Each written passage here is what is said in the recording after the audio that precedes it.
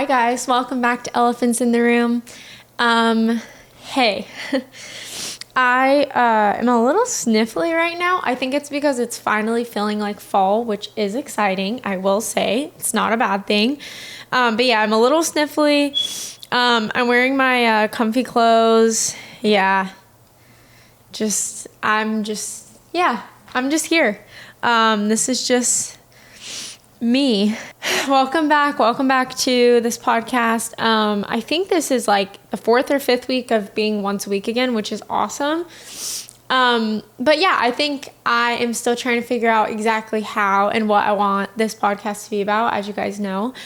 And I feel like there is always this constant pressure to be perfect and also to like do it right. And yeah, I just don't want to cave into that pressure. Obviously, I want to work hard and I want to put my heart into this. But yeah, I'm just trying to come to you guys as I am. So here I am wearing my cozy clothes.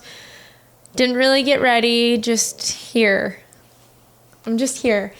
And that's okay. Because it kind of is on theme for what we're going to talk about today. And, you know, I always preface my episodes by saying this, and it's so important to me that you guys understand this.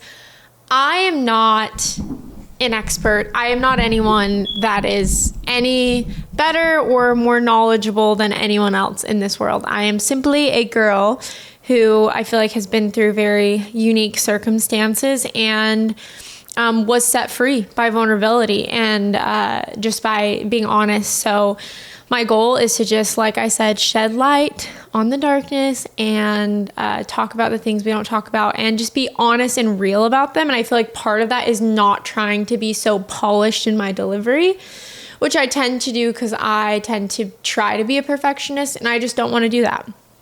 So without further ado, let's just get into what I want to talk about today. And I want to talk about the fear of getting older and grieving the idea of who you thought you'd be. I'm 25, as you guys know, turning 26 very soon. And wow, I am not who or where I thought I'd be in life, like at all.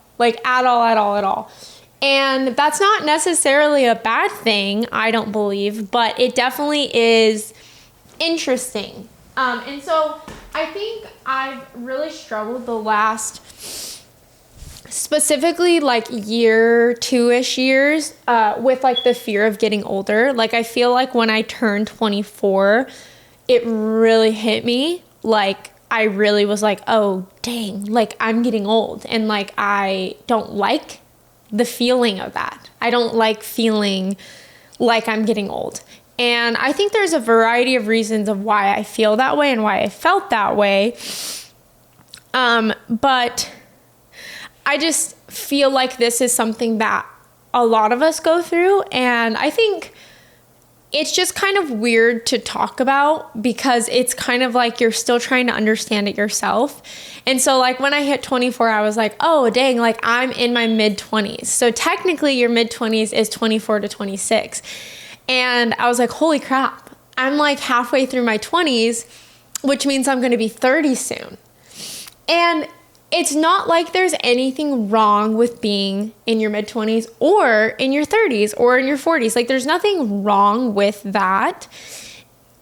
It's, I believe, the idea of what or who we feel like we should be or where we should be in life when we hit that age, right? And where our skill set should be, where our career should be, where our relationships would be, where our joy should be, where like our ability to manage our own lives should be, where our, you know, all these things. And so, you know, even though, again, like generally, I don't think it's wrong to want to stay young. Like obviously, as we get older, generally our bodies don't work as well. And we have to work harder to be healthier and to look good.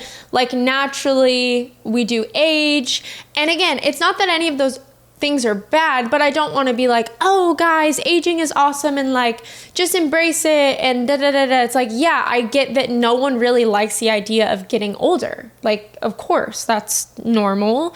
But also I do think we have like a little bit of a toxic, as a society, or that the society pushes on us, is a little bit of a toxic idea of getting older.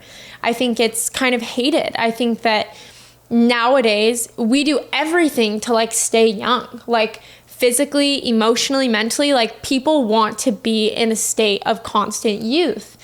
And that's why there's Botox and lip filler and filler and all these things and surgeries that we all do or people do to try to stay young, to try to stay looking young.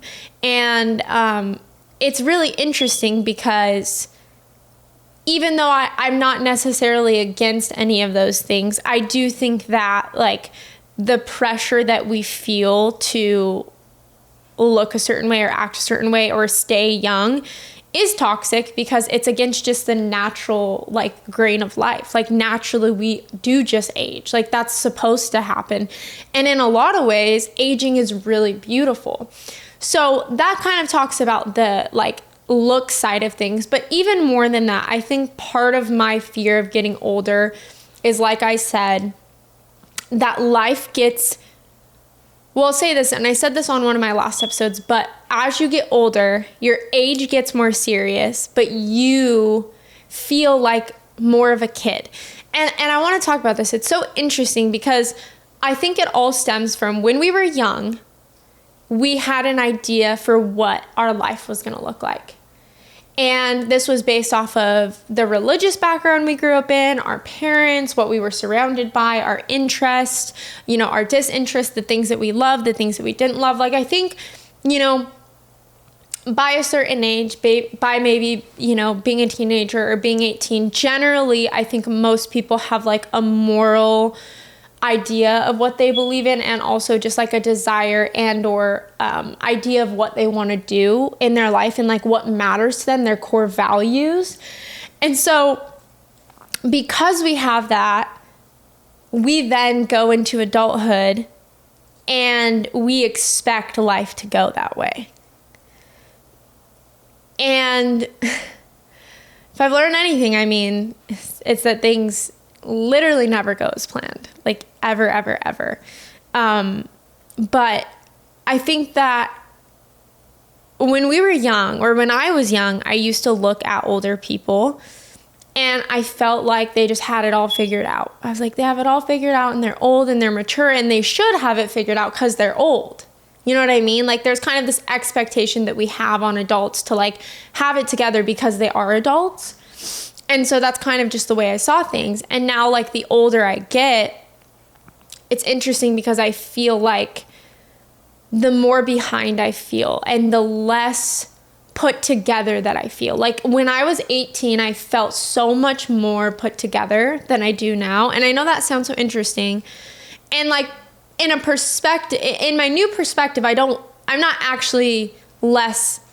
have it less together now than I did when I was 18. I just thought that I had it all together at 18, but it definitely felt like I had it together at 18. And now I see that I don't. And as I get older, it almost continues to get harder, but the pressure also builds for me to have it together. So it's like when you're young, you kind of don't have to have it together because you have all this time to figure it out. And then as you get older, it's like, I have to have it figured out. I have to have it figured out. I have to have it figured out. But I feel like then part of getting older is the fact that you're realizing you don't have it figured out because plans fall through, you will fail, other people's consequences will affect you, your consequences will affect you, and just the natural like things that happen in life. We learn, we grow, everything we go through, any traumatic thing we go through, even sometimes good things we go through, they change our perspective. We change what we believe in. We change who we think we want to be. We change interests. Like so much changes so quickly. And so it feels like you're back at the starting line, even though you're supposed to be at the finish line. A couple things I've learned about getting old, but I feel like I'm repeating myself when I say this because I've obviously said this, but your life is not going to go the way you think it's going to go. And plans don't work out a lot of the time. Actually, most of the time. And again, if you're listening to this, you guys know my story.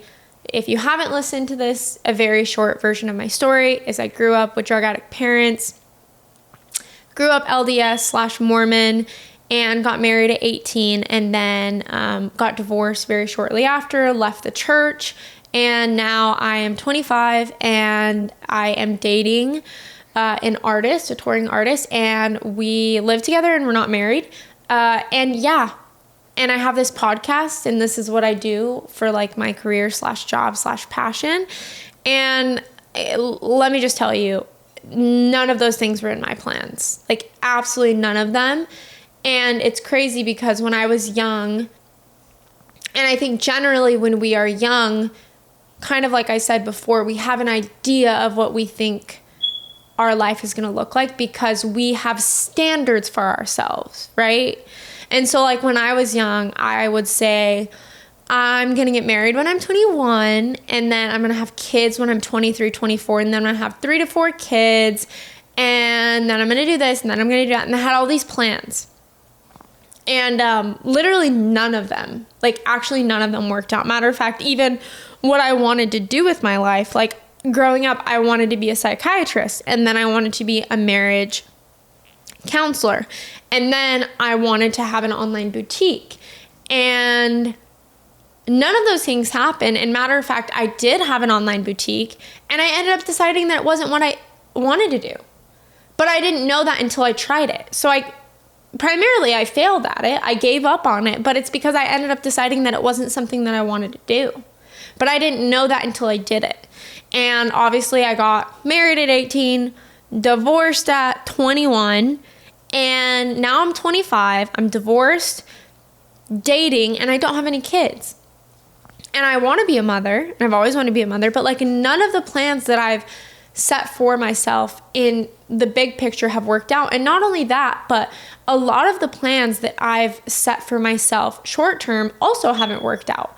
I think I'm the kind of person that like sets a plan or an idea for myself, and I'm so black and white and I'm so all or nothing on it that I go all in on something, and then the second that I'm not all in, I feel like a failure because I feel like I'm not doing enough, or I feel like I'm not reaching the standard for myself of what I wanted to. And then I just give up and or just don't do it because I feel so overwhelmed by the failure that I feel, or the confusion that I feel, or the frustration with myself that I can't be or do the things that I set my mind to. And then I just don't do anything at all. And then that makes me feel even worse. And it sends me into this spiral. And I had to learn very early on in my adult years that you can't be all or nothing.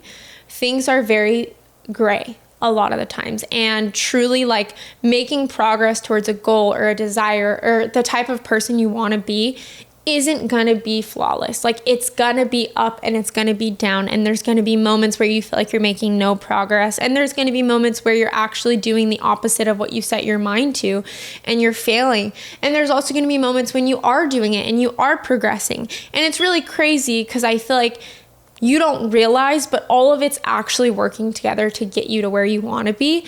But when you're so stuck on the idea of the way you think it's going to go and the timeline that you have in your head, it just never works out that way.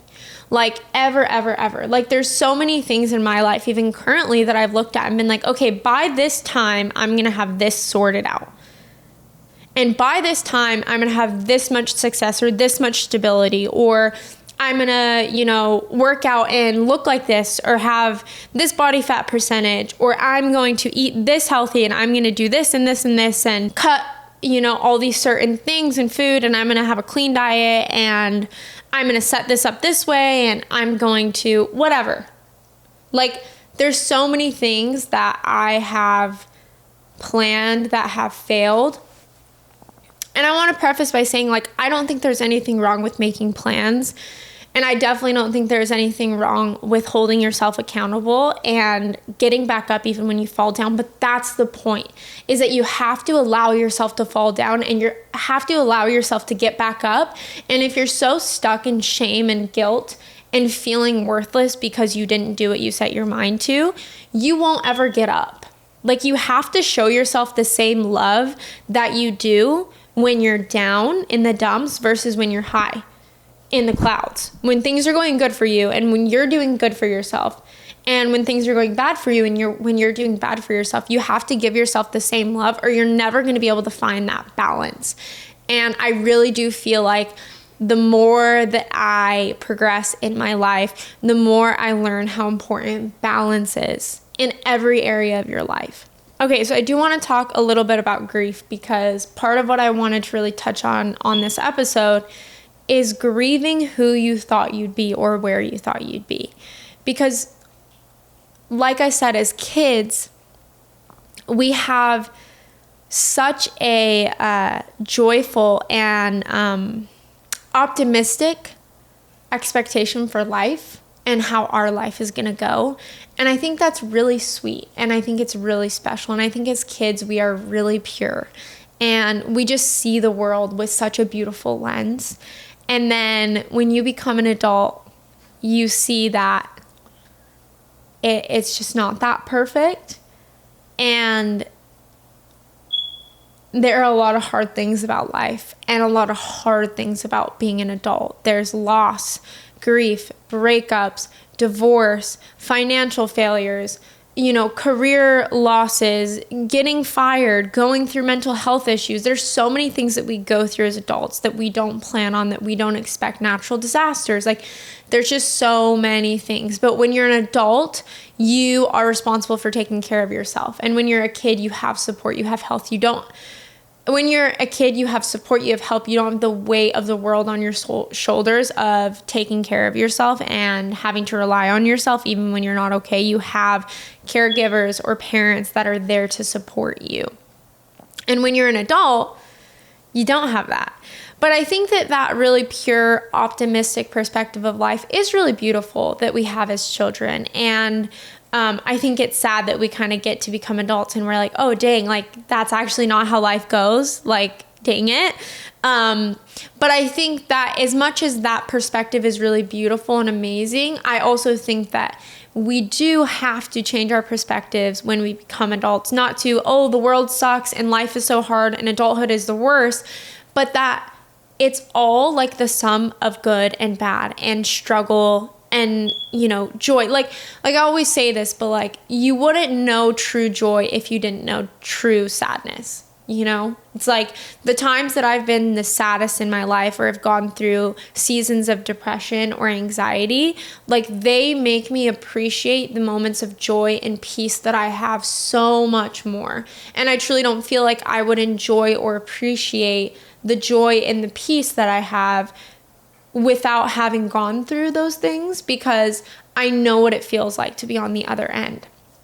And so I think in all things in life, like, the human experience is really beautiful because it's everything all tied together, and emotions are intense to feel, but they're also really beautiful. But all of that to say, like, as children, we have this idea of what we think life is, and then we get to being an adult and it's so different than what we thought it was, or at least I feel that way.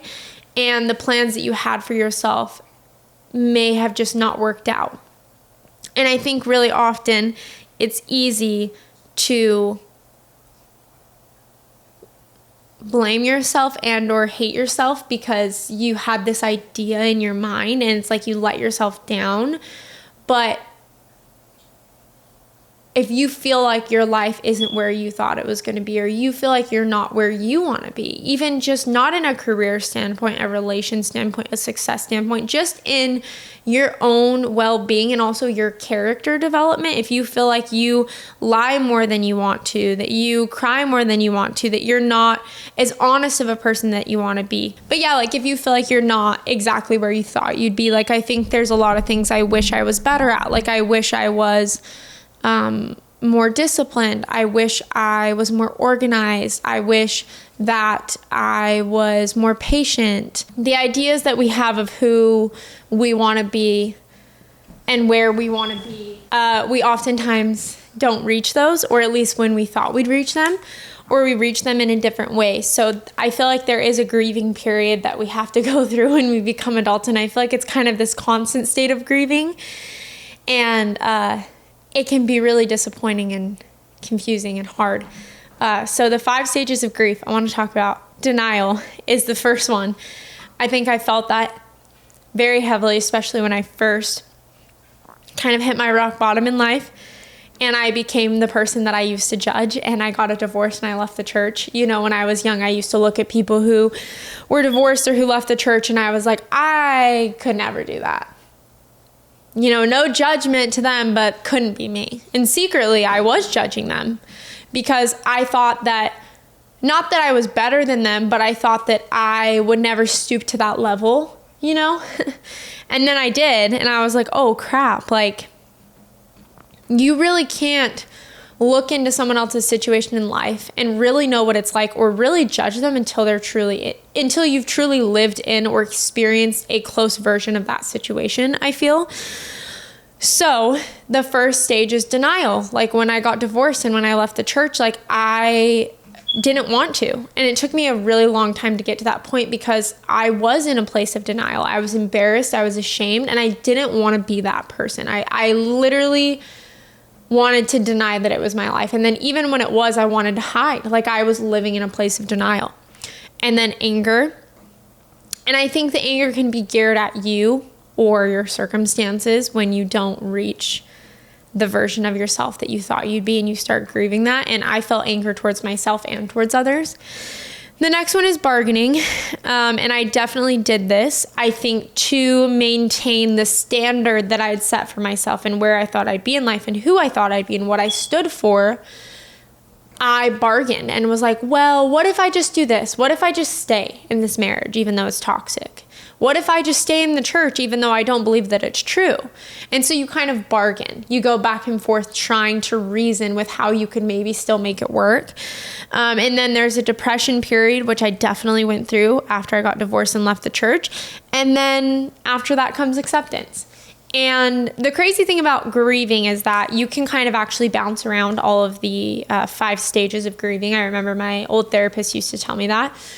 And I definitely went through that when I got divorced and when I left the church. And then even now, it's funny because it's really easy for me to still fall into that place of planning and desiring and or setting certain standards for myself or for my life or for my relationships or for my relationship. And then when it doesn't hit that point, or when I don't hit that point, or when I don't fulfill the things I said I did want to, or when things don't work out as soon as I want them to, I get down on myself. And I start to kind of go through those grieving cycles because I, yet again, made a plan for myself and didn't allow wiggle room. And I think what's so confusing about all of what I'm saying, and I think for me, as I've been going through all of this, is like, how do you deal with all of this then? Are you just never supposed to make plans? Because if you make plans, they'll fall through and you'll be disappointed and hard on yourself and or others. And usually it takes the joy away from what you're doing or where you're at in life. Like, are we just supposed to not make plans? And it's not that I think we're not supposed to make plans. It's that I think that we have to remember, and for me, this is so important because I struggle with trying to control the outcome of things because of my trauma and because of my abandonment issues. And what I've had to learn time and time again is that you're only in control of yourself. You're only in control of the actions and the choices that you make. And all you truly can do is do things like every single day, like do little actions. Like if you have a dream or a goal, you can put in the work every single day to get there. And, if you want to be a better person or you want to be a healthier person, you can go to therapy and put in the work each and every single day. But I think that we need to set not only realistic goals for ourselves, but we need to not have such strict timelines with what it is that we want to do. Like, even I remember when I started this podcast and I was like, I want this to become my full-time job, like literally in 6 months. Like, it has to be my full-time job in 6 months. And if it's not, I'm just going to make it happen. And then by the grace and blessing of Jesus and from God, I was able to make it my full-time job within like 3 months, which was super awesome. But then after that, I thought, I'm going to hit this many downloads by this point. I'm going to be at this point by this point. And I'm not. And I've actually had a lot less success on the podcast recently than I did in the past. And it's been super discouraging because I had this preconceived idea of what success looks like and what I needed to do. And that's why I think it's like, there's nothing wrong with having things you want or desire or setting goals. But I think timelines are really dangerous. I think that it really can just result in us feeling bad. I don't know. And also it takes away from like what good is happening. I feel like when we set certain timelines for our goals or standards or expectations of life, it can really get in the way because something good could happen 2 months after you said it was going to happen. And instead of feeling excited and happy and thankful and proud of yourself that it did, you're thinking, well, I wanted it to happen 2 months ago, so I'm still a failure. Like, does that make sense? Or just with anything in life, like it's just never the way we see it because we can't predict the future and we need to stop trying to predict the future because it never does any good for us. Like the best thing we can do is be present in the moment, work hard, work towards who we want to be and what we want to be and do what matters. But I just feel like there also has to be wiggle room. And also, there has to be a space where you allow, I believe, God to do what he wants to do. Because you may want to do something and God has different plans for you. And I believe that God's plans are better. And I've seen that in my own life. And I've seen ways that I've been like, God, I want this. Make this happen for me. God, I believe that you will have this for me. I wanted God to heal my marriage. And he didn't. And thank God that he didn't. I can't imagine.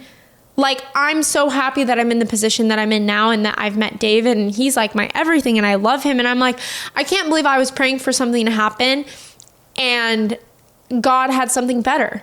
But I thought I knew what was best, and it's like, we can't see the big picture. We can only see so far ahead. So we have to like allow there to be space for that, if that makes sense. Comparison steals joy, but not only does comparison steal joy, but it gives us a false sense of superiority and or validation that we are better than people and or worse.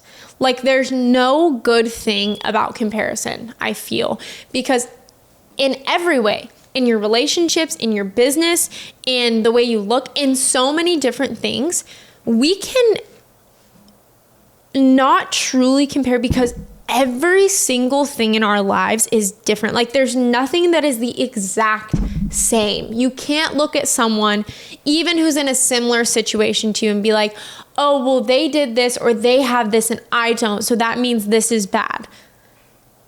It's just, it's so, like, I feel like naturally we want to compare ourselves to people to help inspire us and also to like make us or them feel validated, like, oh, I understand what you're going through or I understand where you're at. But truly, like, we literally do not know. Like, we literally cannot compare. And there are just going to be so many different seasons of life and circumstances in life that you look at your neighbor or you look at the person next to you and you think they have it better than you, but you have no idea what's going on in their life. Like literally no idea. You have no idea what they're going through behind closed doors. You have no idea, what's going on in their relationship. You have no idea what's going on in their relationship with God. You have no idea what's going on in their relationship with themselves. You have no idea what's happening with their mental health. And there may be parts of their life that look better than yours or worse than yours, but you can't compare either because there's going to be parts of your life that are good and that you feel like you're failing or succeeding in, or things are working out for you, and it's the opposite for them, but they may have something different that's working out for them that's not working out for you, or their relationship may be in a better place or worse place, whatever. All I'm trying to get at is like comparison literally does nothing for us. Like the amount of times that I've sat there and compared my life to other people and felt bad about myself, or even felt better about myself, which sounds twisted, but it's like, it's this false sense of validation. Well, like at least I'm not like them. But it's like, you just have no idea. You literally have no idea. And your life is so unique to you. Your relationship is so unique to you. Your career, your place in life, your healthiness, your character, like everything is just so different. And so I just feel like naturally it's easy to compare ourselves to other people, but it's just so dangerous because I literally just feel like it does nothing for us. Like I just don't feel like it does anything really good, if that makes sense. We just have to remember that like we're not going to ever have it figured out. And I truly think the older that I get, it's like you never will. It's like adulthood is funny because I feel like, and again, I'm so young, so it's like I know older people are probably watching this like, oh, you don't even know. But like, I feel like it's a constant state of cleanup, or it's a constant state of like, something's going to be messy always. Like you clean up one mess in your life and you turn around and there's another mess being made. It's like, there's always something going on. There's always something that's going to be stressful. There's always something that's going to be discouraging. There's always something that's going to be hard in your life. Like something's always going to be going on. And then on top of the fact that something's going on top of that, you don't have the ability to really stop and slow down and just like, you can't just give up. Like you still have to be an adult. You still have all these responsibilities, and those keep going even if you're not okay. And so it's like, I feel like adulthood is this constant state of just pushing through and pushing through and pushing through when you're going through something hard, and still fulfilling your responsibilities and still, you know, taking care of whatever you have to take care of. And so it's this constant state of like having to do it when you don't feel like it. And I think in a lot of ways that's good, because I think when we push through, that creates grit. And I also think that oftentimes when we're really struggling emotionally, or when we're struggling with something, sometimes the best thing we can do is just get our mind off of it. And not because we're trying to ignore it, not because we're not trying to emotionally deal with it, but because when we're able to get our hands on something else and our minds on something else, it allows the time for us to not be operating out of a state of like fight or flight or an emotional response. And it gives us the you know, the ability to have our bodies calm down and then be able to approach it with like a more logical standpoint. So I think in a lot of ways it's good, but it's also really freaking hard. Like that's part of, I feel like, being an adult and getting older. I just want to encourage you guys that like, if you have changed and you've changed what you believe in and you've changed what matters to you, like that's okay. That's going to keep happening, and it may feel like it's a failure, but it's really just a redirection. And like truly everything that you worked towards in the past to maybe be a different way, and now you're not that way and you want to be different, it may feel like all that time is wasted towards that thing that you've put in, but it actually like works together to get you to this point, because you would have never gotten to this point unless you went through all of that. So that's why it's like just so messy and confusing. But yeah, I just feel like getting older is just, it's just scary. And in a lot of ways it's awesome, because we get to pick and choose what we want for our lives and we're responsible for our lives. But also like this void that we're all looking to fill just doesn't get filled. And I've talked about that before, but like I think we just think when we're young, like once I have this and once I do this and once I'm here, like I'll be happy and I'll be content and I'll be, you know, I'll feel good. And then you realize that all your ideas of what you think will make you happy and what you think will fill the void don't. And I feel like it's because it's not about filling a void. And also I do, obviously as a Christian, believe that there's a deep desire we have for a relationship with Jesus. And that's truly what heals so much. And then, you know, from there, it's like a peace that we can feel just being where we're at and trusting where we're at and knowing that it's all working together for the greater good. And also I think that unfortunately the world has like a very narcissistic view on like success and what we think success is and what we think life's about. and we think it's about career, and we think it's about relationship, and we think it's about status and how much money you have in your bank account and how successful you are and how put together your life is. And I just don't think life's about that. I really don't. I think life is beautiful and messy, and I think the deeper I've grown in my empathy for others, the way that I used to value myself is not the same as I value myself now. Like, I used to think that it was about money and status and success and looks and reaching your full potential. People always say, like, reaching your full potential. And now it's like, I truly believe reaching your quote unquote full potential isn't about any of those things. It's about your character. It's about your empathy. It's about your love for others. It's about you being able to like experience the human emotions and enjoy the little things and enjoy the journey. And just like, I don't know. I think life is a lot, and I think it's confusing, and I think it's messy, but like, it's beautiful at the same time. And the older I get, the less I care about all these external things, and the more I care about how my heart is and how I love others and how I love myself, and being there for one another as we go through this really confusing, messy thing we call life, and trying to figure out how to do it. How to live life is confusing and it's hard. And that's why I think getting older is so scary, is because there's this pressure that we continue to feel that's building and pressing down on us to have it figured out, to be a certain way, to have accomplished certain things, to have hit certain milestones in life. Yet at the same time, it's almost like we're children again. As adults, it's almost like we become children again, because it's like relearning how to do life, because it's so different than what you thought it was going to be. And it's harder than what you thought it was going to be, but it's more beautiful than what you thought it was going to be. And it's not what you thought it was going to be. So it's almost like when we become adults, we become kids again. Yet we feel like we have to be adults, and we have to be serious, and we have to have it all figured out. And we just don't. And I think my empathy has grown so much for my parents and for just people around me, because life is hard and it's confusing, and there's never a point that you get to where you just have it all together. And if you ever get to that point, I haven't experienced it yet, and I don't think that's what it's about anyways. Like, sometimes, again, I feel like I'm just throwing darts at a board with this podcast and what I talk about, and I don't know if you guys understand or relate to any of this, but getting older is scary. Like, your body changing is scary. Having to do adult things like have kids and get married and have a career and pay taxes and be responsible for yourself. It's scary. It's intimidating. It's overwhelming. It's stressful. And it can just feel like you're losing your youth. And it's just uncomfortable, and it's scary. It's confusing. And if any of you guys feel like that, I just hope you know you're not alone. Change is scary. Growing up is scary. Becoming an adult is scary. Getting older is scary. And I just hope you're not alone in that. And I hope you felt heard and seen and through this podcast. And yeah, I just love you guys. And I pray that my struggles and my honesty just helps you guys feel like there's a space for you.